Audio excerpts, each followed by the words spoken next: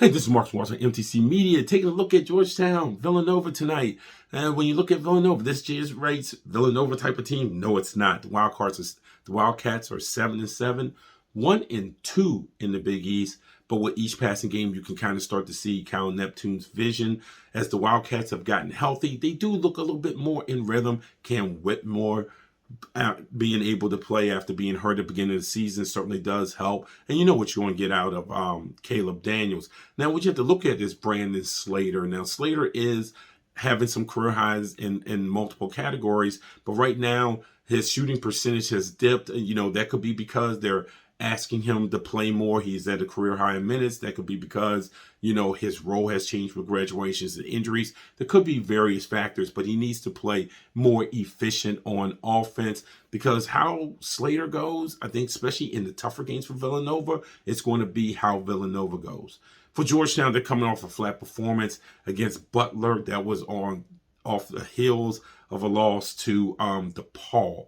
Both losses came to teams that were projected to be at the bottom of the Big East. And when you have the losing streak that you have in the conference that Ewing and the Hoyas are dealing with, those are games you got to win. Keys for tonight, they got to be engaged. I felt like after Butler threw a punch at the beginning of the second half, Georgetown just checked out.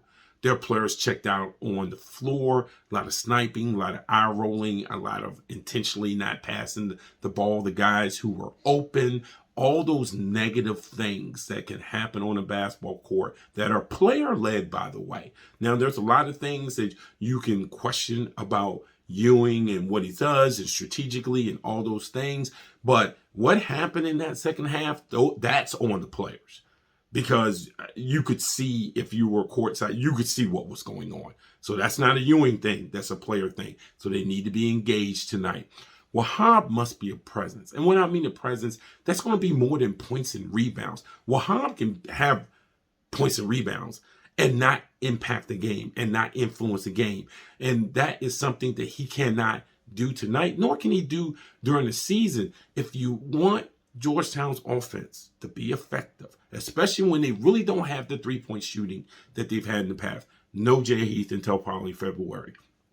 Brandon Murray is not really a three-point shooter. Primo Spears is not really a three-point shooter in the ways we think of three-point shooters in the modern era. And then I know a Cook can occasionally hit the three. You got that.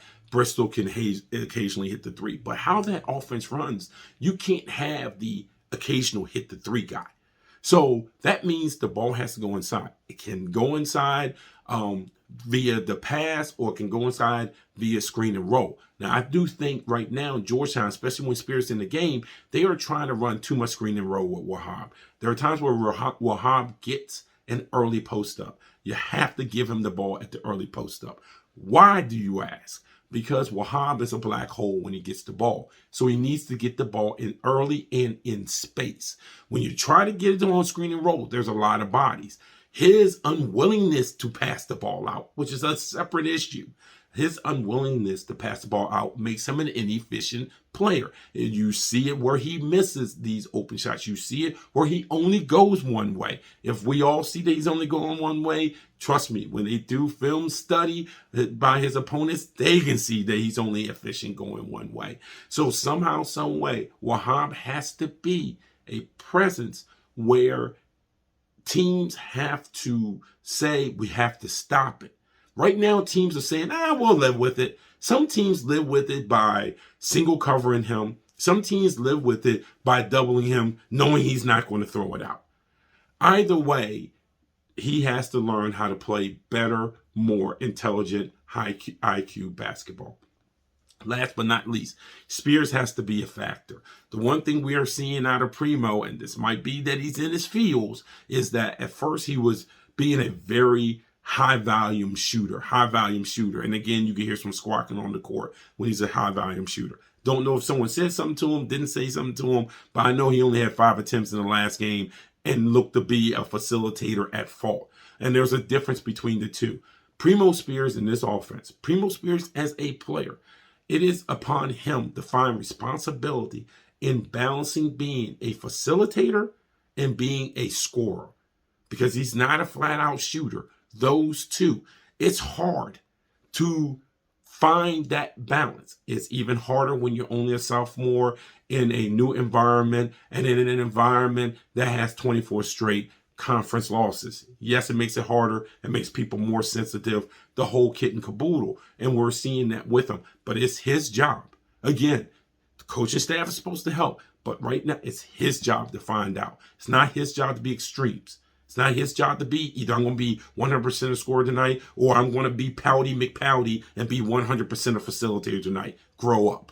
This is big time basketball. You need to find where that balance is to help this team and to help your teammates. That's your preview for Georgetown Villanova. This is Marcus Washington with MTC Media.